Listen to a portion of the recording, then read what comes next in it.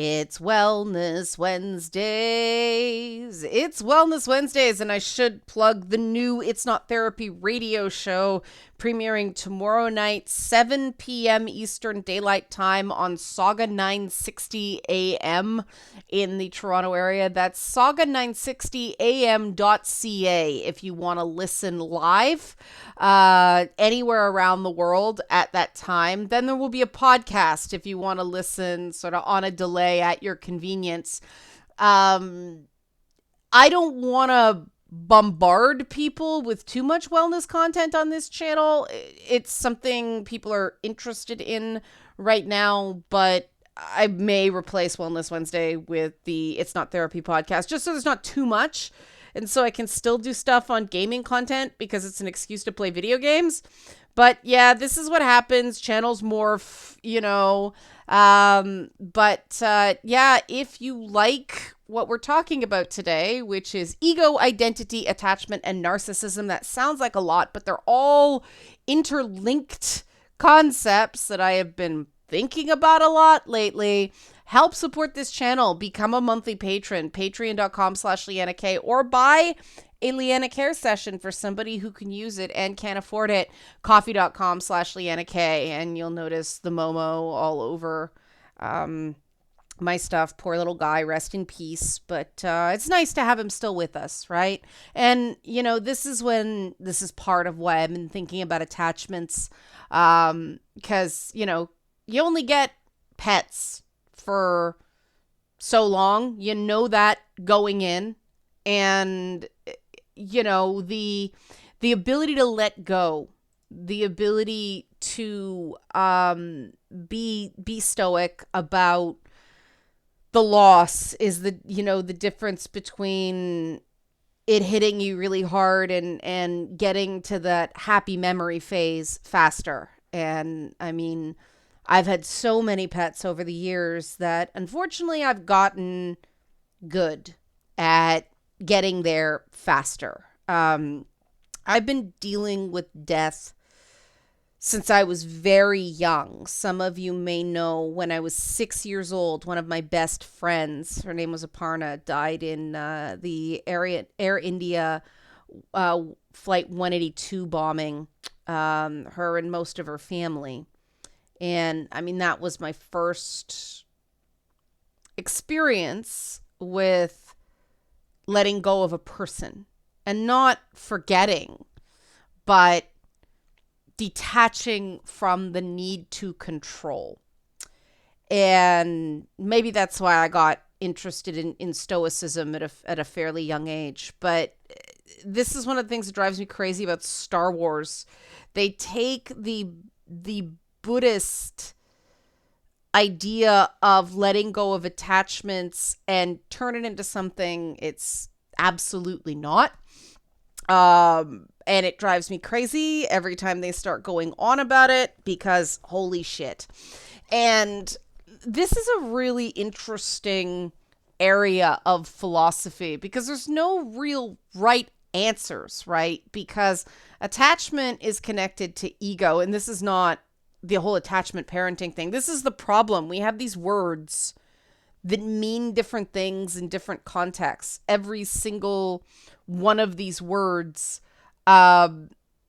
in this video means different things to different people, and you get into fights of definition. And you know how I feel about fights of definition. I don't like having them. I define what something is to me, and then I talk about it, and I'm completely disinterested in people going, no, you're wrong. I'm telling you how I'm using the word. You can't tell me I'm wrong about that. You use it differently, that's fine, but there's no right or wrong. Language is as much art, if not more art, than science. Moving on. So we have that idea of attachment that is connected to ego. And why? Well, because unhealthy attachments or too much attachment makes you miserable.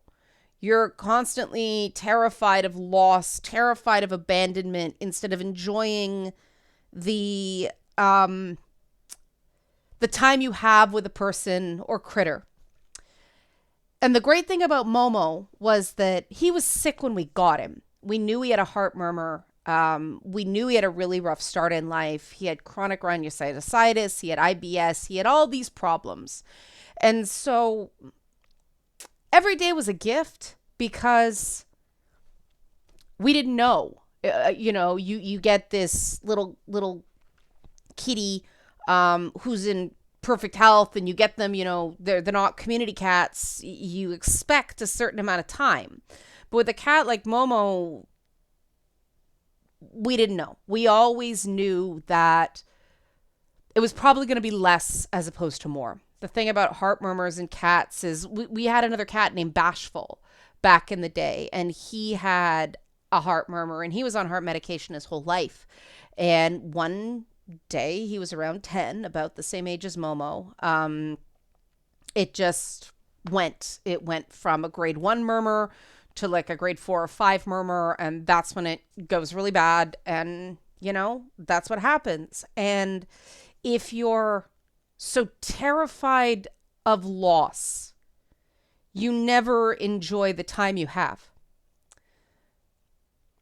And that's why I get so pissed about, this Star Wars type of don't form attachments, which is you go off and live, alone and see no other people. That's not what it means. That's not what it means. If you see how Buddhist monks actually live, they live with a bunch of other people and they have friendships. They feel warmth towards other people. They just, if they're doing it right, they don't form unhealthy needs to control the world or people or anything like that. And most people, as you get older, that process gets easier. Some people never learn it because they're too consumed by ego. Now, ego is this weird thing as well, because society normally treats ego in a negative sense, in a pejorative sense. To have ego is to be bad. But, then there's the Freudian ego, which has now basically become the concept of cognitive identity. Our aware sense of self, not our underlying urges, but, who we see ourselves. If we can call it a construct, if you want to call it an inherent identity, there's a bunch of different definitions, but that's basically what it is. And is ego tied to identity? Absolutely. And what's interesting is that having a healthy definition of identity is actually a medium between having an unformed, a poorly formed sense of self, which can manifest in things like borderline personality disorder, or a grandiose sense of self, too much self-importance, which ends up manifesting in things like narcissistic personality disorder. The sweet spot is somewhere in between. And you'll hear a lot of talk about the narcissism epidemic, how people are more narcissistic than ever, people are obsessed with identity. And you see a lot of signs that may very well be the case, that there's sort of an induced narcissism and an induced unhealthy level of attachment among people nowadays. And it's not, I don't want to seem like I'm slinging mud or throwing shade at people. There are reasons for that. The reasons, I believe, are because with the various boom bust cycles that various economies are not prepared for, because they were sold a bill of goods that said, oh, look, bull markets can go forever. There's no necessary need for a correction. Yeah, if they'd gone back 10 years earlier, they would have seen their model was wrong. But people won the Nobel Prize for Economics for that load of bullpucky. And so when the subprime mortgage crunch hit, things like that, it rocked a lot of people. The aging population was not appropriately dealt with regarding seniors, and the double whammy meant that the boomers didn't retire as quickly as predicted, meaning the jobs just weren't there for millennials, and the gig economy happened, and people stopped defining themselves by what they did and got increasingly preoccupied with immutable characteristics that sometimes aren't so immutable. But the idea of protected groups, protected status, this I am versus I do became this dominant cultural force. And it has led to an unhealthy attachment to ideas, an unhealthy attachment to group identity, which, we're a culture obsessed with identity right now. And I sit back as somebody who I am quite content to have a fairly weak relationship with identity. That doesn't mean I don't have a strong sense of self. I know who I am. I know my strengths and weaknesses. I know my core values, but that's not quite the same as identity, right? Other than gamer, I talk about that a lot. When somebody says, are you a gamer? Yes. That's pretty much the only thing. Everything else, it's just so, yeah, kind of, but yeah, nah, not really. Like, none of the easy identifiers that people take comfort in really fit for me, and it becomes uncomfortable sometimes because of those identifiers that are more thrust on you by society than really something you come to on your own.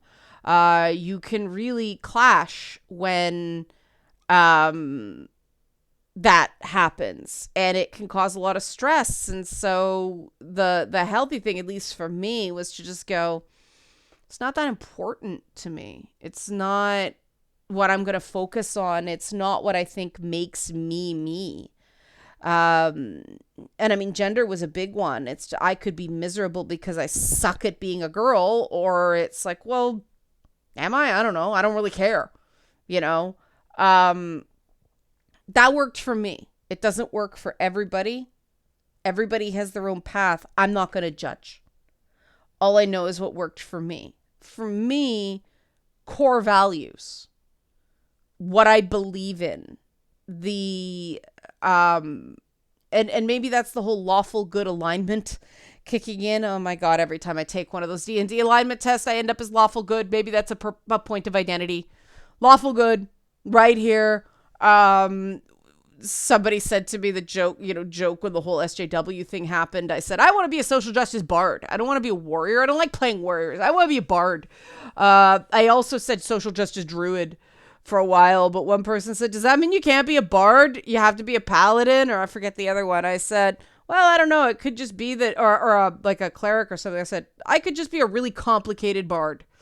You got to have that high charisma score, but tell the truth and always be honorable. It could work. But those aren't the things that most people think of connected to identity, but they work for me, right?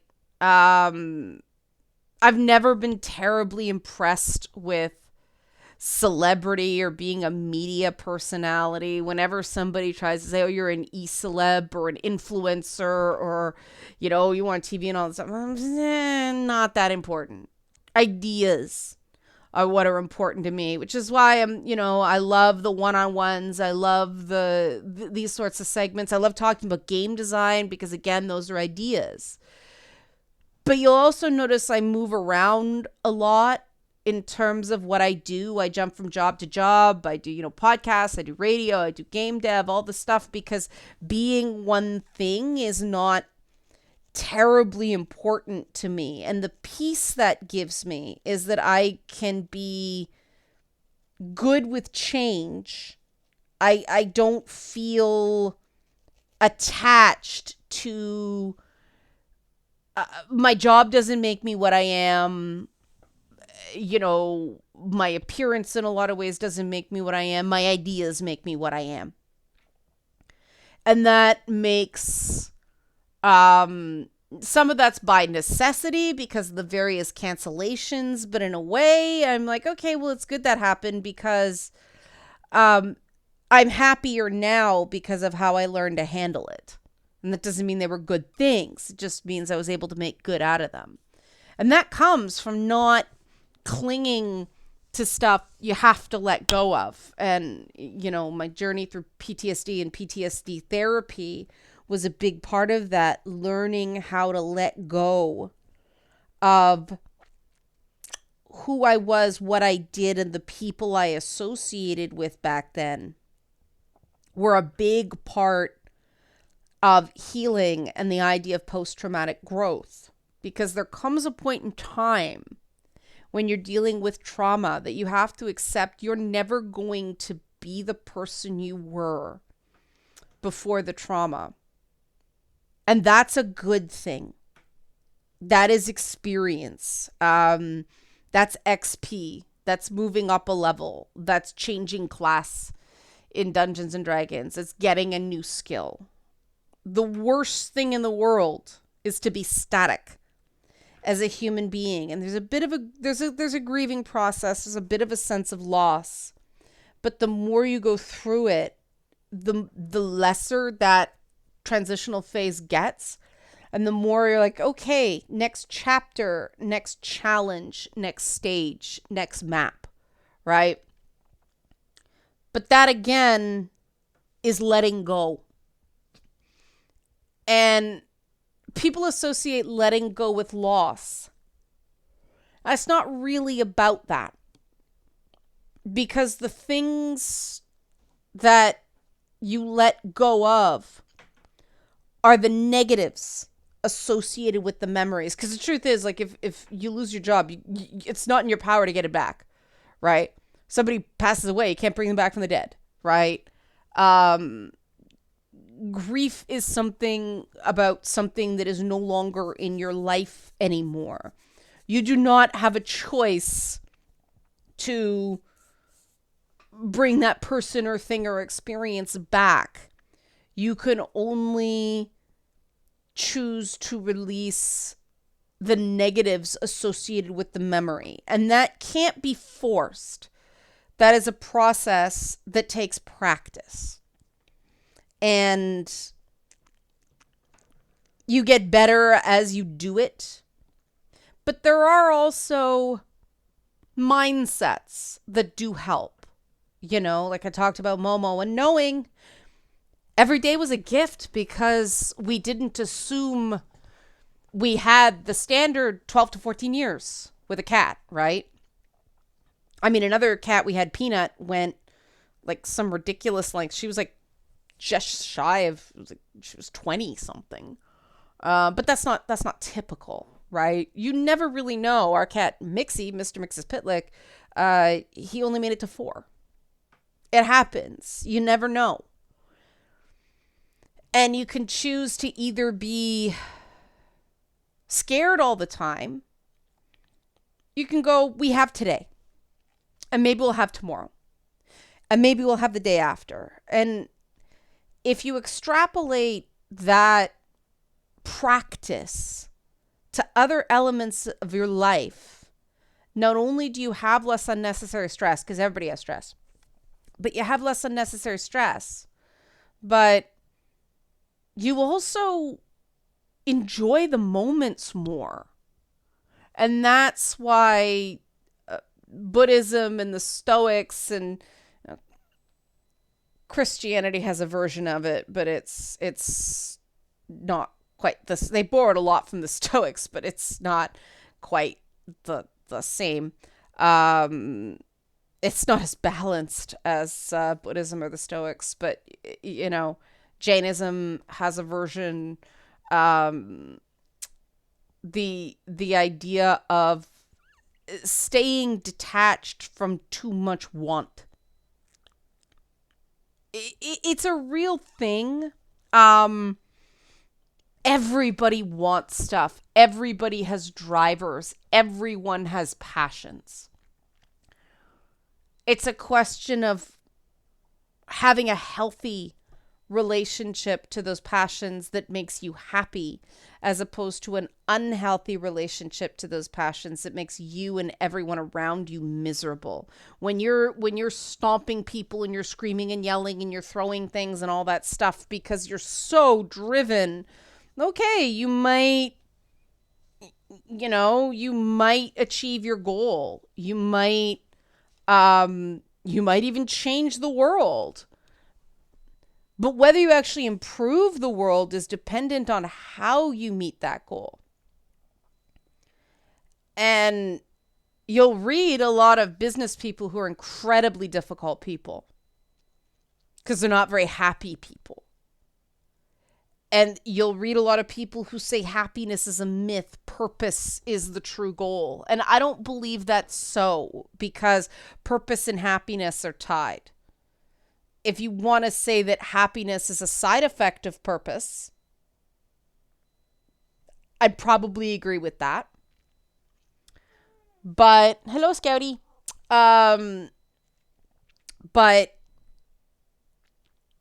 purpose, again, you can have a purpose that's a positive force in the world, or you can choose to make your purpose something that is to others' detriment. And it really is a choice. You have to make conscious decisions to be a positive force in the world or a negative force in the world. And the way you balance that is having that boundary, having that sense of who you are and where you begin and end. And then an awareness of the rest of the world. So yourself is not the only thing that exists. And I think a lot of people currently exist in a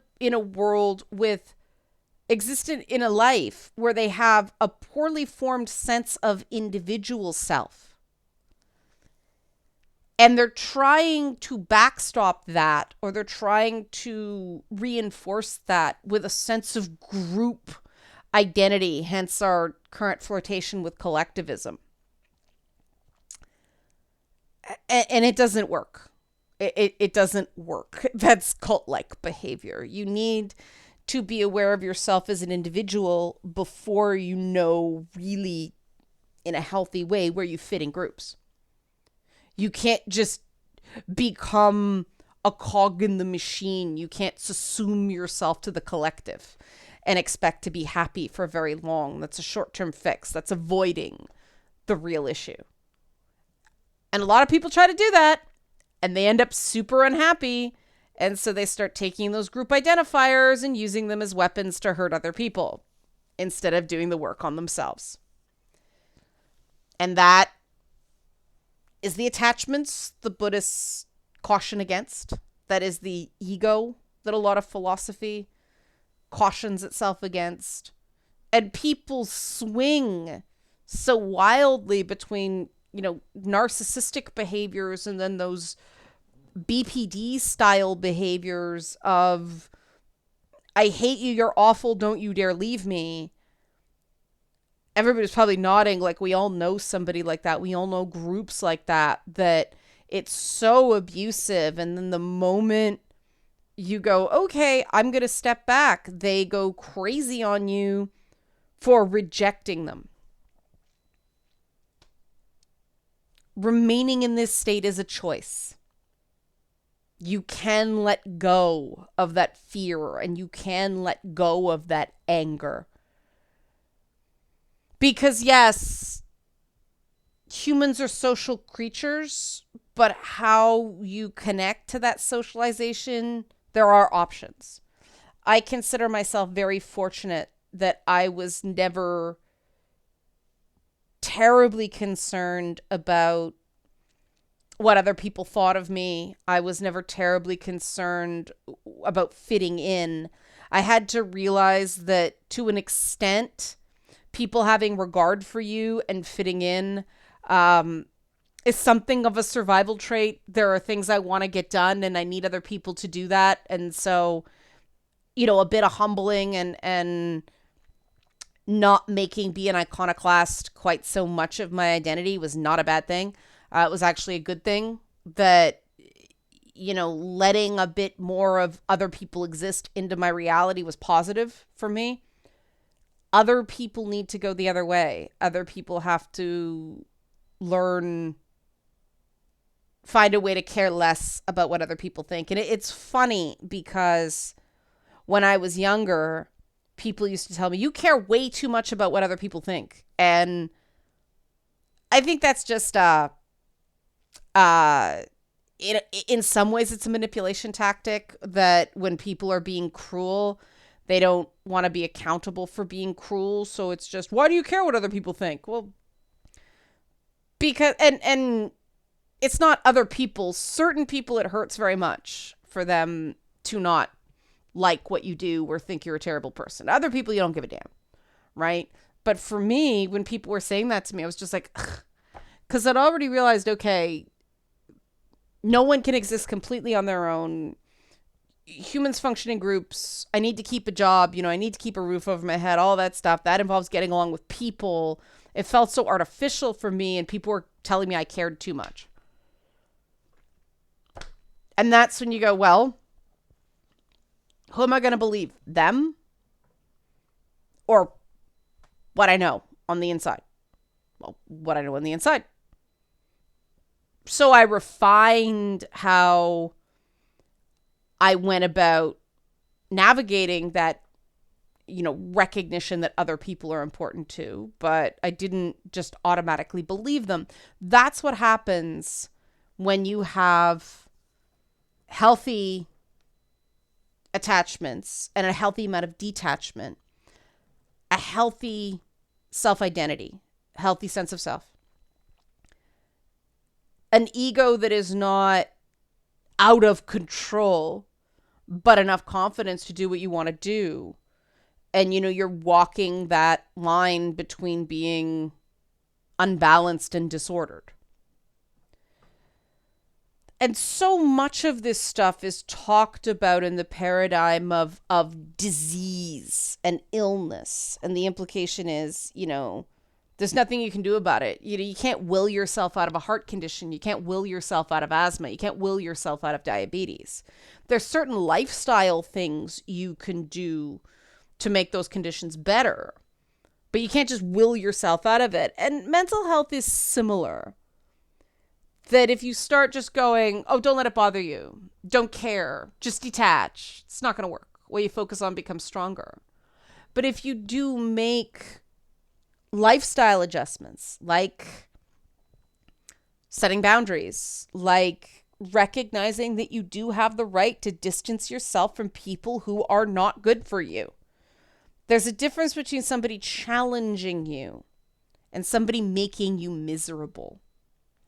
And sometimes you're stuck with someone for financial reasons, but in your own head, you can set reasonable expectations for exchanges with that person so that it hurts less. It takes work. It takes trial and error, but it is possible.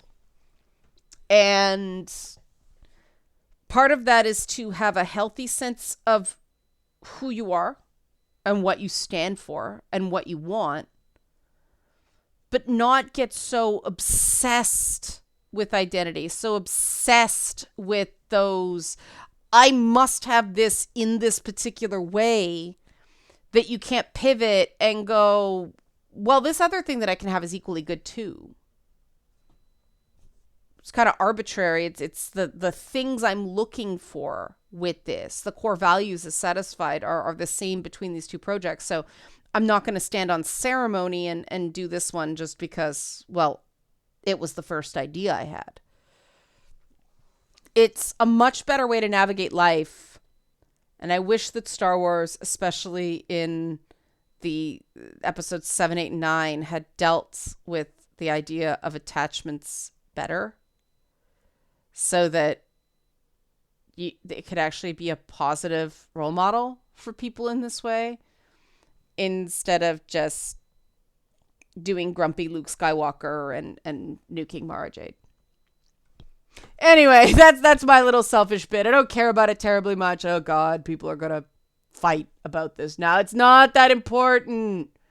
Healthy detachment. There is no try. Do or do not. All right. Help support this channel. Become a monthly patron. Patreon.com/LeannaK, or buy a one-time Leanna Care session for somebody who can use it but can't afford it. Coffee.com/LeannaK. Thanks for watching and be well.